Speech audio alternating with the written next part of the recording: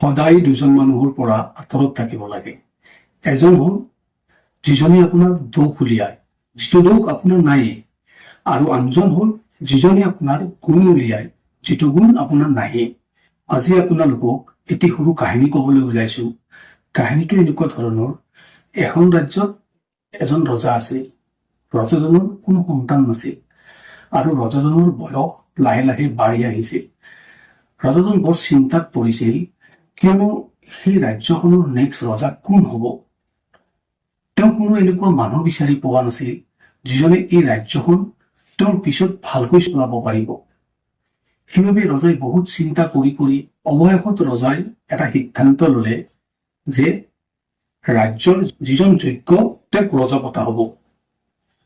গতিকে সেই মৰ্মে ৰজাই ৰাজ্যৰ চাৰিওফালে এই খবৰটো পঠাই দিলে যে অমুক তাৰিখে ৰাজ্যত ৰজা নিৰ্বাচন কৰা হ'ব, আগন্তুক হ'বলগীয়া ৰজাজন নিৰ্বাচন কৰা হ'ব, আৰু সেই ৰজাজন চিলেকশ্যন কৰিব এতিয়াৰ ৰজাজনে।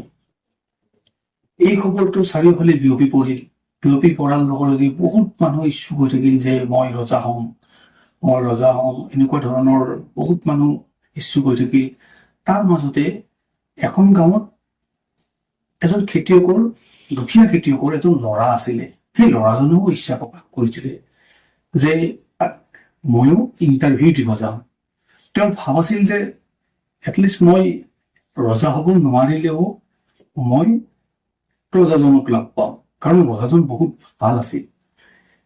সেই গতিকে তেওঁ ল'ৰাজনে সিদ্ধান্ত ল'লে যে ল'ৰাজনেও ইণ্টাৰভিউ দিবলৈ যাব। কিন্তু ল'ৰাজনৰ এটা সমস্যা হ'ল, ল'ৰাজনৰ কোনো ভাল কাপোৰ নাছিলে। ল'ৰাজনে দেউতাকক ক'লে, দেউতা মই এনেকুৱাকে ভাবিছো, যিটো ইণ্টাৰভিউ হ'ব সেইদিনাখন ময়ো যাম, কিন্তু কথা হ'ল মোৰতো ভাল কাপোৰ নাই। দেউতাকো আৰ্থিকভাৱে সক্ষম নাছিলে যে তাক এটা ভাল জেকেট এটা কিনি দিব, কাপোৰ এযোৰ দিব। কিন্তু বহুত চেষ্টা কৰি ল'ৰাজনে আৰু দেউতাকজনে কিবা এটা যোগাৰ কৰি জেকেট এটা কিনিলে। অৱশেষত সেই দিনটো আহি পৰিল, যিদিনাখন ইণ্টাৰভিউ আছে।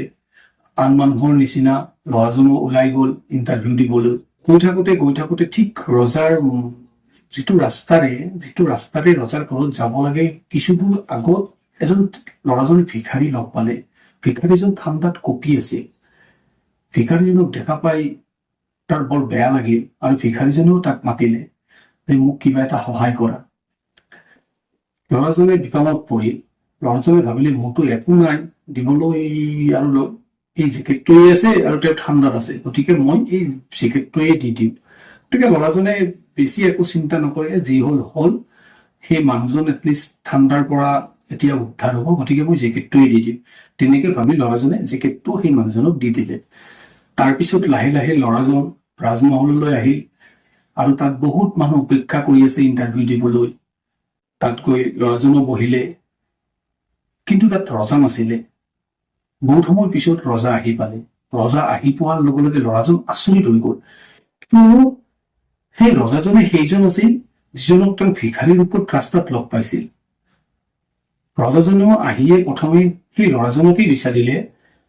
পিছত ল'ৰাজনক দেখা পাই ল'ৰাজনক মাতিলে। ল'ৰাজনো আচৰিত হৈ ৰজাজনক সুধিলে, মহাৰাজ আপুনি এনেকে ৰাস্তাত আছিলে, আৰু যদি মোৰ কিবা ভুল হৈছে ক্ষমা কৰিব।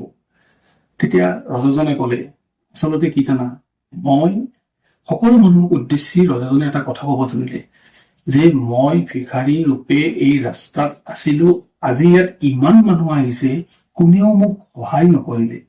মই ঠাণ্ডাত কঁপি আছিলো, কিন্তু এই ল'ৰাজনক যাক দেখি গম পাইছো যে ল'ৰাজনৰ কোনো ভাল কাপোৰ নাই, তথাপিও চাগে এই বহুত কষ্ট কৰি এই জেকেটটো আনিছিলে, তথাপিও এই জেকেটটো ল'ৰাজনে মোক দিলে। আচল কথাটো হ'ল সকলোকে ক'ব ধৰিলে যে মই এনে এজন মানুহে বিচাৰিছিলো যিজন মানুহ অন্তৰৰ পৰা ভাল, তেওঁহে ৰজা হোৱা যোগ্য, যিজন মানুহে নিজৰ কথা চিন্তা নকৰিও প্ৰজাক সহায় কৰে। তেওঁ মোক সহায় কৰিছিল, কিন্তু আপোনালোকে কোনেও সহায় নকৰিলে। গতিকে আজিৰ পৰা এই ৰাজ্যৰ নতুন ৰজা হ'ব এই ল'ৰাজন। কাহিনীটো ইমানখিনিয়ে। এই কাহিনীটোৰ পৰা আমি এটা কথাই বুজিব পাৰো যে মানুহ প্ৰথমতে ভিতৰৰ পৰা সৎ হ'ব লাগে।